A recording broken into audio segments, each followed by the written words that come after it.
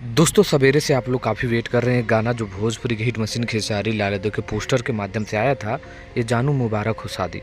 आइए इसके बारे में एक बहुत ही बिग अपडेट आया है और ये गाना आप लोगों के बीच आज शाम तक रिलीज होगा या नहीं होगा और क्या कारण है नहीं रिलीज होने का वो भी आप लोगों को बताऊंगा। तो वीडियो को लास्ट तक बने रहिए, उसके लिए आप लोग चैनल को सब्सक्राइब कर लीजिए और नेक्स्ट वीडियो आप लोगों को मिलते रहे ज़रूर आप लोग लाइक करके शेयर करिएगा। गाना बहुत ही बेजोड़ है और काफ़ी वायरल सॉन्ग है और हो सकता है कि इस गाने पे दिक्कत आ जाए कुछ घंटों में।